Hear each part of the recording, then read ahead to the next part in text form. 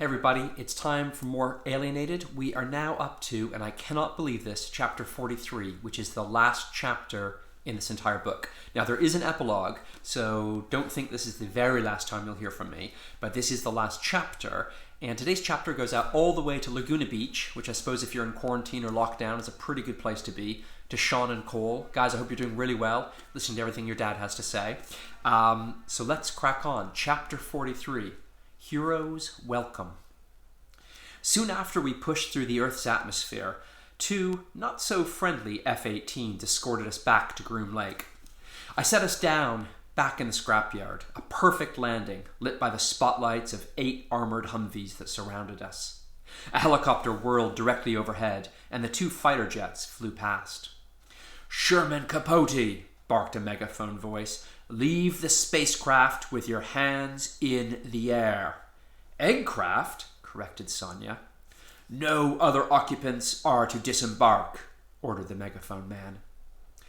It's not like I expected a hero's welcome or anything, but a friendly slap on the back for a job well done wouldn't have gone amiss.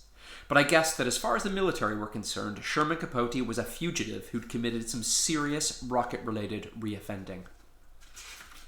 I squeezed from the cockpit into the cabin and grinned as Juliet said, "You're a real hero, whether they recognize it or not." Sonia opened the hatch and Octo slithered out a tentacle, scooping up the allergy cream from his nearby Toyota. "Ooh, that feels so good," he purred. As he lathered up, the cream erased the char-grilled flesh, revealing raw, shiny blue and yellow stripes underneath. "Only Sherman Capote," barked Megaphone Man again, "with your hands up." "Don't forget me when I'm gone," I said, heading for the gangplank. Jessica enveloped me in a hug and punched me on the arm. "You did great, Sherman. Really great." "It's been a pleasure flying with you, pilot," said Sonia with a smile.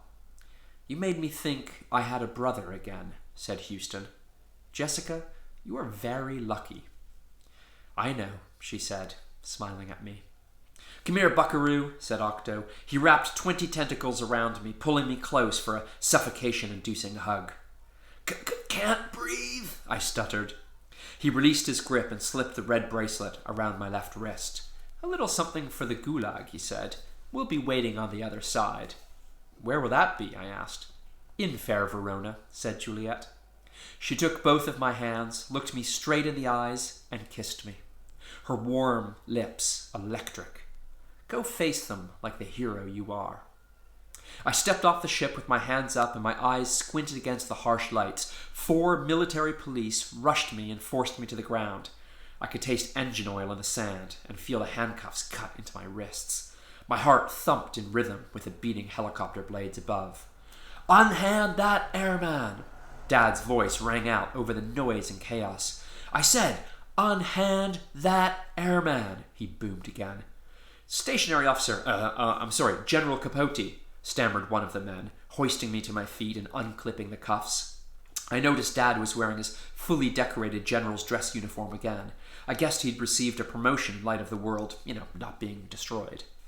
"Sherman just saved this entire planet," he growled, signaling the other officers to lower their weapons. "The world's leaders have sent their commendations and all charges have been dropped." "No gulag?" I asked. Dad smiled, shook his head, and wrapped me in a vice-grip hug. "Not for my son. Not on my watch." Jessica was soon sprinting from the ship, and all 3 of us stood there, hugging.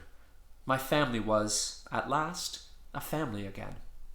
I looked over to the eggcraft, to my friends, silhouetted in the ship's entrance, the aliens who'd returned home.